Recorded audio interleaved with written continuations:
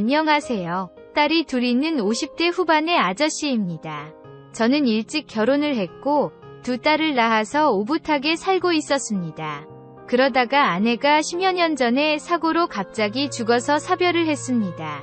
그때는 정말 너무나도 힘들었는데 눈에 넣어도 아프지 않은 두 딸을 잘 키워서 좋은데 시집 보내는 게 아내와 두 딸들에게 할 수 있는 제 책임이라고 생각했습니다. 그래서 일만 하면서 살아왔고 딸들도 잘 커서 첫째는 몇 년 전에 시집을 가서 가정을 꾸리고 잘 살고 있습니다. 저는 가방끈이 짧다 보니 젊었을 때부터 공사장을 전전하기는 했습니다. 그러면서 포크레인을 면허증을 땄고 일이 있으면 장기간 집에 못 들어오면서 일을 하고는 했습니다. 그래서 돈은 좀 벌었기 때문에 지방이지만 좋고 큰 아파트에서 두 딸이랑 살았고 첫째는 엄마의 빈자리를 챙기면서 동생을 잘 보필했습니다. 첫째가 시집을 가고 둘째랑만 살고 있었는데 딸은 남자친구가 있기는 했지만 결혼은 아직 생각이 없는 듯 보였습니다. 그러다 1년 정도 전이었습니다. 딸이 아는 언니가 있는데 당분간만 우리 집에서 같이 살 수 있냐고 물어봤습니다. 말이 언니지 딸보다 나이가 10살가량 많았는데 몇 개월 전에 이혼을 하고 딱히 갈 데가 없다고 했습니다. 결혼 생활은 길었지만 다행히 아이는 없었고 이혼 후에 친정에 갔는데 부모님과 매번 다툼이 심했다고 했습니다. 그래서 나오고는 싶은데 모아놓은 돈이 없다고 우리 집이 크고 첫째 방이 비워져 있는 걸 알고는 간곡하게 부탁을 했다고 했습니다. 처음에는 그래도 외간 여자를 들이는 게 좀 그래서 망설였습니다. 딸의 친한 언니라고는 하지만 그래도 집에 같이 있다 보면 제가 좀 불편할 것 같았습니다. 하지만 제가 하는 일이 출장이 많다 보니 집에 있는 날도 많지 않고 딸이 혼자 있으며 아무래도 위험하니 딸 아이의 간곡한 부탁을 거절할 수 없어 그러라고 했습니다. 딸의 친한 언니는 제가 있는 날 짐을 싸서 들어왔습니다. 짐이라고 해봤자 옷가지 등의 캐리어 2개였고 큰딸이 쓰던 방에서 생활하라고 했습니다. 그녀를 보는데 조금 설레기는 했습니다. 딸이 언니라고 부르지만 딸과는 나이 차이가 많이 나고 저랑은 20살이 채 차이 나지 않았습니다. 저에게 아버님 하면서 불렀지만 솔직히 밖에서 만난 사이라면 오빠라고 부르라고 하고 싶을 정도였습니다. 첫날 들어오면서 어색하기는 했지만 배려해주셔서 감사하다며 인사를 하는데 그 모습이 참 예쁘고 귀여웠습니다. 우리 딸도 지 엄마를 닮아서 예쁜 편이기는 한데 그녀도 참 예뻤습니다. 키도 크고 늘씬한 게 참 괜찮아 보였습니다. 그때는 여름이었는데 짧은 반팔에 반바지를 입고 왔는데 눈이 호강하는 걸 느꼈습니다. 물론 딸의 친한 언니이니 딱 예쁘다 정도까지였지 이성으로 보지 않으려고 애썼습니다. 그녀는 짐을 풀고 감사하다며 음식을 시키고 술을 함께 가볍게 마셨습니다. 딸과도 가끔씩 둘이 술을 마시고는 했는데 한 사람이 느니 그것도 괜찮더군요. 가볍게 맥주 몇 병 마시고 둘이 놀라며 자리를 피해 안방으로 왔습니다. 안방에 있는 화장실에서 샤워를 하는데 술도 조금 취해서 그런지 그녀의 첫 모습이 생각이 나면서 설레었습니다. 딸도 집에서는 짧은 옷들을 입고 있는데 그녀가 입었던 짧은 옷이 생각나니 이 나이에 일어나는 게 느껴졌습니다. 저는 샤워를 하면서 그녀를 떠올리며 간만에 스스로 위로를 했습니다. 너무나도 만족할 만한 위로였습니다. 그때는 제가 일이 없어서 며칠 같이 생활을 했습니다. 딸도 그녀도 직장인이었기 때문에 아침에 나갔다가 저녁이 되어야 돌아왔지만 저녁에 같이 밥도 먹고 텔레비전도 보면서 몇 마디 나누기도 했습니다. 그녀는 성격이 싹싹한 편이라 그런지 저에게 말을 걸기도 하고 음료 등도 챙겨주면서 싹싹하게 잘했습니다. 며칠 뒤 지방으로 2주간 출장을 갔고 항상 출장을 가면 혼자 생활할 둘째가 걱정됐는데 전화를 하면 그녀와 잘 지내면서 잘 챙겨주는 것 같아서 안심이 되었습니다. 그 이후로 몇 개월이 지났습니다. 중간에도 일이 끝나면 집에 가서 며칠 쉬다가 다시 타지로 출장을 나가기도 했습니다. 어떨 때는 같이 만나기도 했지만 어떨 때는 그녀가 늦게 들어오거나 제가 친구들이랑 만나서 술 한잔하고 들어올 때는 얼굴도 못 본 적도 있기는 했습니다. 원래는 반년 정도만 같이 있기로 했었습니다. 하지만 딸이 언니랑 사니깐 밤에도 안심이 된다며 좋아했고 언니가 반값을 내지는 않지만 가끔씩 맛있는 것도 사주고 선물도 사준다며 좀 더 있게 해달라고 했습니다. 저도 가끔 가면 그녀가 싹싹하게 대해주는 것도 좋았고 딸아이 안전을 생각해서도 그러라고 했습니다. 그렇게 몇 달 더 보내고 몇 개월 전이었습니다. 생각보다 공사가 빨리 끝났고 딸에게 일정보다 며칠 일찍 가겠다고 연락을 했습니다.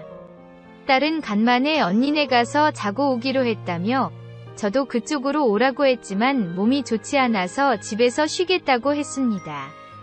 다행히 그녀는 친구네서 자고 오겠다고 했다며 일하느라 고생 많았다며 저녁 잘 챙겨 먹고 혼자 푹 쉬라고 했습니다.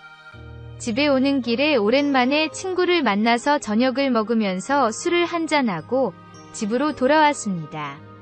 간만에 혼자 집에서 푹 쉴 수 있겠다 생각하고 현관문을 열었습니다.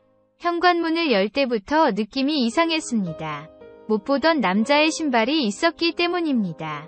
느낌이 이상해서 조용히 집에 들어갔는데 거실에는 술을 먹은 흔적이 있었습니다. 느낌이 싸해서 큰딸이 썼던 그녀의 방에 노크를 했습니다. 인기척이 없어서 살짝 문을 열었습니다. 그러자 큰딸이 썼던 그리고 그녀가 쓰고 있던 침대에 그녀와 웬 남자가 실오라기 하나 걸치지 않고 앉고 누워 있었습니다. 그 모습을 보니 정말 우라통이 터졌습니다. 우리 집에 외간 남자를 끌어들인 것도 화가 났지만 큰딸이 쓰던 침대에서 딴 남자랑 그 짓거리를 했다는 것에 너무나도 분노했습니다. 저는 화를 참지 못하고 남의 집에서 뭐하는 짓거리라며 소리를 쳤고 그 소리에 그녀도 그 남자도 화들짝 놀랐습니다. 저는 그 둘에게 당장 집에서 나가라며 소리를 지르고 안방으로 들어와 문을 쾅 닫아버렸습니다. 화가 안 풀려서 씩씩거리고 있었고 현관문이 열리면서 나가는 소리가 들렸습니다. 저는 화도 나고 술도 취해서 씻지도 못하고 침대에 누워 잠이 들었습니다. 다음날 늦잠을 자고 일어나서 거실로 나왔더니 술 먹은 흔적이 치워져 있는 게 보였습니다. 이윽고 큰딸 방에서 그녀가 나오더니 쭈뼛쭈뼛거리며 미안한 기색을 보였습니다. 저는 화를 참으며 둘째가 들어오기 전에 짐을 싸서 나가달라고 했습니다. 그녀는 제 앞에 무릎을 꿇고 싹싹 빌면서 자초지정을 얘기했습니다. 간만에 남사친을 만나서 술을 먹다가 혼자 집에 있기가 그래서 술 한 잔만 같이 마시고 보내려고 했는데 술김에 처음으로 그랬다고 합니다. 게다가 그 남자는 말 그대로 남자인 친구이고 이런 일을 한 게 자기도 후회되고 있다며 우리 집에서 그런 게 정말 죄송하다고 했습니다. 그러면서 어제 정말 죄송하기도 하고 부끄럽기도 해서 나갔었는데 정말로 갈 데가 없어서 밖에서 밤을 새다가 집에 다시 들어왔다고 합니다. 우리 집에 남자를 포함해 다른 사람을 데려온 적이 처음이었고 다시는 여자도 데려오지 않을 테니 한 번만 봐달라고 했습니다. 정말 울면서 죄송하다고 하는데 저도 마음이 약해졌습니다. 딸의 친한 언니이기도 하고 갈 데가 없다는데 내쫓는 것도 좀 그랬습니다. 그래서 다시는 남자를 끌어들이지 않겠다는 확답을 받고 없던 일로 해주기로 했습니다. 몇 시간 후 딸이 돌아왔고 저도 그녀도 없던 일처럼 행동을 했습니다.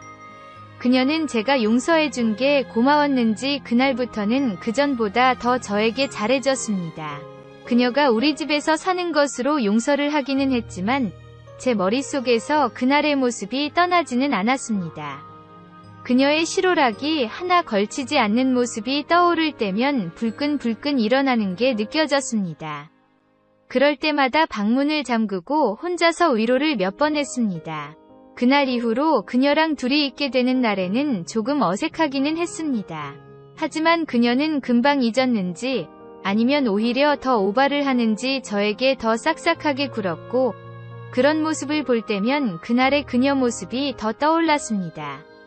그러던 어느 날이었습니다. 일을 며칠 쉬고 있을 때였고, 그날은 딸이 오랜만에 친구네 집에서 자고 오겠다며 외박을 한다고 했습니다. 딸도 저와 그녀가 나쁘지 않게 지내는 걸 보기도 했고, 설마 아빠가 그녀 사이에 어떤 일이 일어날 거라고는 전혀 생각하지 않은 것 같았습니다. 그때는 토요일이었고, 저는 낮에 잠깐 볼일을 보고 저녁에 집에 들어왔고, 그녀는 주말에 일정이 없다며 집에 있었습니다.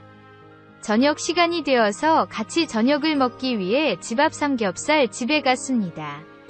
삼겹살을 먹으면서 소주를 한 잔 마셨고, 술이 한 잔 들어가니 좀 더 마시고 싶은 기분이 들었습니다.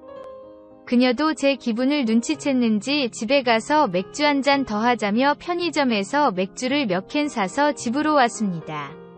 그녀가 워낙 싹싹한 편이라 간만에 둘이 마시는데도 분위기는 어색하지 않았습니다. 그렇게 술을 먹다 보니 둘 다 취했고, 여러 이야기를 하다가 그녀가 그날의 일을 꺼냈습니다. 그런 일이 있었는데도 같이 살게 해줘서 감사하다며, 그러면서 혹시 그날 어디까지 봤냐고 물었습니다. 저는 민망하기는 했지만 술도 취했겠다 제가 본 내용을 다 이야기를 했고, 그녀는 조금 부끄러운 듯 말이 없었습니다. 괜히 사실대로 말했나 하는 생각에 더 이상 마시면 괜히 실수를 할까봐 자리에서 일어나려고 했습니다. 그런데 갑자기 그녀가 쑥 하고 들어왔습니다. 제 다리에 손을 올려 만지면서 그날 자기를 보고 어땠냐며 좋지 않았냐고 물었습니다. 저는 당황을 했고 한동안 어쩔 줄 몰랐지만 솔직히 좋았다며 지금도 가끔 생각이 난다고 얘기했습니다. 그러자 그녀는 다시 한번 보여줄 수도 있다며 농담을 하다가 갑자기 저에게 입맞춤을 했습니다. 딸의 친한 언니이기도 하고 저랑 나이 차이도 있기 때문에 이런 상황은 전혀 예상을 못하고 있던 저로서는 당연히 당황할 수밖에 없었습니다.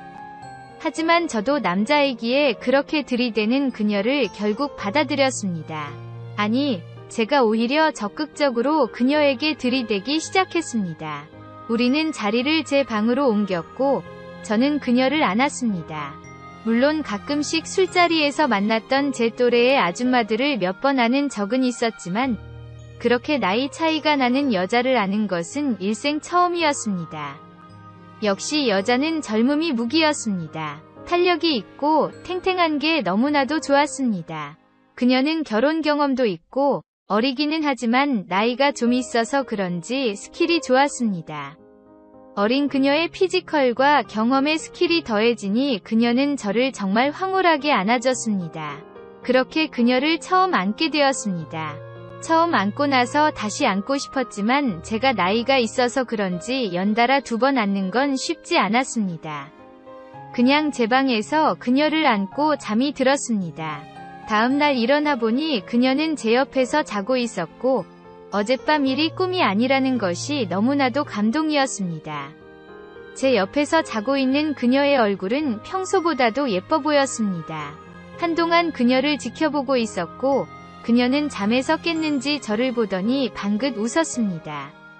그녀가 술김에 실수를 했다고 하면 어떻게 해야 하나 했는데 그녀는 어젯밤 일이 실수가 아니었다는 것처럼 웃어주었습니다. 그 모습이 너무 예쁘고 사랑스러웠고 하루 자고 나니 다시 일어나는 것을 느낄 수 있었습니다. 저는 그녀를 한번 강하고 화끈하게 안아주었습니다. 우리는 서로의 마음을 확인하고 샤워를 하고 집 앞에 나가서 점심을 먹었습니다. 그러면서 서로의 마음에 대해서 이야기를 나누었습니다. 그녀는 그날 자신이 정말 잘못했는데도 불구하고 너그럽게 이해해준 제가 너무나도 고마웠다고 합니다. 처음에는 죄송한 마음에 그리고 고마운 마음에 저에게 잘해주기 시작했는데 그게 조금씩 이성적인 감정으로 느껴졌다고 합니다. 전 남편이 자기보다 연하였고 그동안 연애도 거의 동갑이나 연하를 만났어서 그동안은 몰랐다고 합니다. 하지만 나이가 많은 사람의 이해심과 배려에 대해서 생각을 하게 되었다고 합니다. 머리로는 이렇게 나이 차이가 많이 나는 저에게 이성적인 감정을 느낄까 생각하며 생각을 떨쳐버리려고 했지만 그게 잘 안 돼서 자기도 괴로웠다고 합니다. 하지만 어제 삼겹살집에서도 그렇고 집에서 맥주를 먹으면서 저랑 얘기를 많이 나누다 보니 대화 내용에서도 자기에 대한 배려와 호감을 좀 느꼈다고 합니다. 사실 어제는 안기려는 생각은 전혀 없었는데 술김에 안기기는 했다고 합니다. 하지만 막상 안기니 기분이 좋았고 제가 나이가 있어서 그런지 스킬이 좋아서 궁합도 좋았다고 합니다.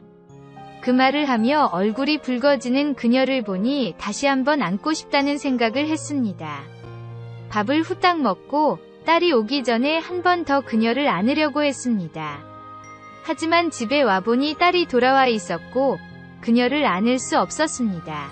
그럴 줄 알았으며 숙소를 들렀다 올 걸 하는 생각이 들었습니다. 제가 그때 며칠간 일이 없었기 때문에 며칠간 그녀를 안았습니다. 물론 집에는 딸이 있었기 때문에 근처 숙소에서 그녀를 안았습니다. 그녀도 저에게 안기는 게 너무 좋다며 일을 하면서도 퇴근해서 저를 만나는 시간만 기다린다고 했습니다.